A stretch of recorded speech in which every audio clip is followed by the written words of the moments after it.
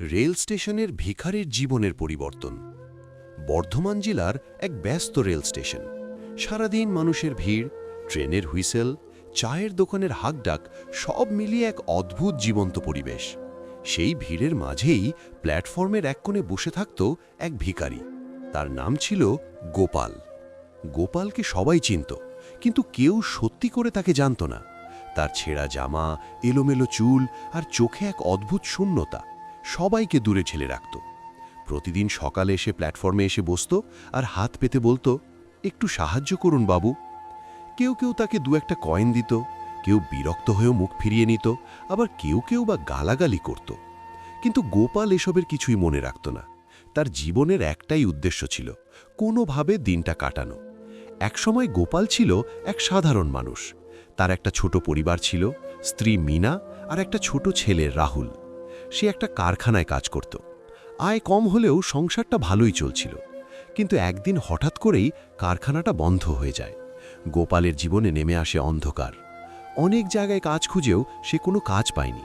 ধীরে ধীরে তার সঞ্চয় ফুরিয়ে যায়, সংসারে শুরু হয় অশান্তি। মিনা তাকে বলতো, তুমি কিছু একটা করো গোপাল, এইভাবে আর কতদিন চলবে? গোপাল চেষ্টা করত, কিন্তু বারবার ব্যর্থ হতো। একসময় মিনা ছেলেকে নিয়ে বাবার বাড়ি চলে যায়। গোপাল একা হয়ে পড়ে। একাকিত্ব আর হতাশা তাকে ভেঙে দেয়। সে মদে আসক্ত হয়ে পড়ে। শেষমেশ তার মাথার ওপর থেকে ছাদটুকুও চলে যায়। আর সেই থেকেই তার রাস্তায় নামা, ভিক্ষা করা শুরু। একদিন সন্ধ্যায় প্ল্যাটফর্মে বসে গোপাল ভিক্ষা করছিল। তখনই সেখানে আসে এক তরুণ। তার নাম ছিল অরিন্দম। সে একজন সমাজসেবী, বিভিন্ন জায়গায় গরিব মানুষদের সাহায্য করত। অরিন্দম গোপালের সামনে দাঁড়িয়ে কিছুক্ষণ তাকিয়ে রইল। তারপর সে তাকে জিজ্ঞেস করল, তুমি এখানে কতদিন ধরে আছো? গোপাল অবাক হয়ে বলল, কেন, আপনি কি পুলিশ নাকি? অরিন্দম হেসে বলল, না, আমি শুধু জানতে চাইছি। গোপাল কিছুক্ষণ চুপ করে থেকে বলল, অনেক দিন, মনে নেই ঠিক কতদিন। অরিন্দম তার পাশে বসে পড়ল। এই প্রথম কেউ তার পাশে বসে কথা বলছে। গোপাল একটু অবাকই হল। তুমি কি কাজ করতে চাও? অরিন্দম প্রশ্ন করল। গোপাল হেসে বলল, আমার মতো মানুষকে কে কাজ দেবে? অরিন্দম শান্ত গলায় বলল, যদি তুমি নিজে চাও তাহলে সব সম্ভব। এই কথাটা গোপালের মনে এক অদ্ভুত আলো জ্বালিয়ে দিল। পরদিন সকালে অরিন্দম আবার এলো। সে গোপালকে একটা পরিষ্কার জামা আর খাবার দিল। তারপর বলল, চলো, তোমাকে একটা জায়গায় নিয়ে যাই। গোপাল প্রথমে রাজি হচ্ছিল না। তার মনে ভয় ছিল, যদি আবার কোনো ঠকবাজি হয়। কিন্তু অরিন্দমের চোখের আন্তরিকতা তাকে বিশ্বাস করতে বাধ্য করল। অরিন্দম তাকে নিয়ে গেল একটি আশ্রয়কেন্দ্রে। সেখানে গোপাল প্রথমবার নিজের মতো আরও অনেক মানুষকে দেখল, যারা একসময় রাস্তায় ছিল কিন্তু এখন নতুন জীবন শুরু করার চেষ্টা করছে। সেখানে তাকে স্নান করতে দেওয়া হলো, পরিষ্কার জামা দেওয়া হলো আর নিয়ম করে খাওয়ানো হলো। গোপাল যেন নতুন করে বাঁচার স্বাদ পেল। কিন্তু পরিবর্তন এত সহজ ছিল না। গোপাল অনেক বছর ধরে ভিক্ষা করে এসেছে। কাজ করার অভ্যেস তার ছিল না।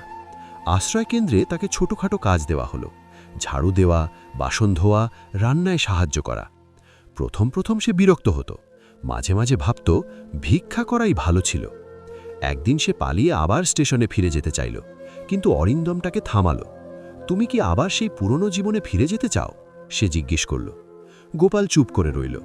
অরিন্দম বলল, যদি তুমি একটু ধৈর্য ধরো, তুমি নিজের জীবনটা বদলে ফেলতে পারবে। এই কথাগুলো গোপালের মনে গভীরভাবে দাগ কাটল। ধীরে ধীরে গোপাল কাজ শিখতে শুরু করল। আশ্রয়কেন্দ্রে একটা ছোট ক্যান্টিন ছিল। সেখানে সে চা বানানো, খাবার পরিবেশন করা, এই সব কাজ শিখল।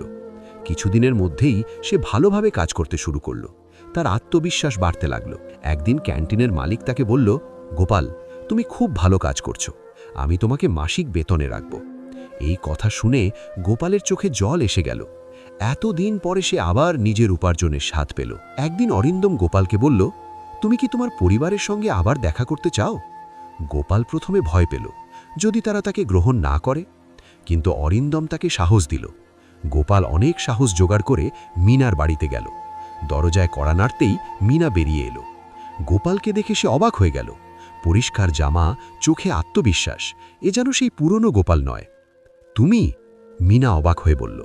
গোপাল মাথা নিচু করে বলল, আমি বদলাতে চাই, আবার শুরু করতে চাই। মিনার চোখে জল এসে গেল। সে বলল, যদি সত্যি তুমি বদলাতে পারো তাহলে আমরা আবার একসাথে থাকতে পারি। ছোট্ট রাহুল বাবাকে জড়িয়ে ধরল। সেই মুহূর্তে গোপাল বুঝতে পারল, জীবনের সবচেয়ে বড় সম্পদ হল পরিবার। সফলতার পথ। কিছুদিনের মধ্যেই গোপাল নিজের একটা ছোট চায়ের দোকান খুলে ফেলল, ঠিক সেই রেল স্টেশনের পাশে যেখানে একসময় সে ভিক্ষা করত। এখন মানুষ তাকে ভিখারি হিসাবে নয়, একজন পরিশ্রমী ব্যবসায়ী হিসাবে চেনে। তার দোকানে সব সময় ভিড় থাকে, তার হাসি মুখ আর আন্তরিকতা সবাইকে আকর্ষণ করে। একদিন এক নতুন ভিখারি তার দোকানের সামনে এসে দাঁড়াল। গোপাল তাকে দেখে নিজের অতীতের কথা মনে করল। সে তাকে ডেকে বলল, তুমি কি কাজ করতে চাও? ভিখারিটা অবাক হয়ে তাকালো। গোপাল হেসে বলল, আমিও একসময় তোমার মতোই ছিলাম, কিন্তু জীবন বদলানো সম্ভব। গল্পের শিক্ষা। গোপালের গল্প আমাদের শেখায়, জীবনে যতই অন্ধকার আসুক না কেন, যদি আমরা নিজের ওপর বিশ্বাস রাখি এবং সঠিক সুযোগ পাই, তাহলে আমরা আবার উঠে দাঁড়াতে পারি। একজন মানুষের জীবনে পরিবর্তন আনতে কখনো কখনো শুধু একজন মানুষের সাহায্যই যথেষ্ট।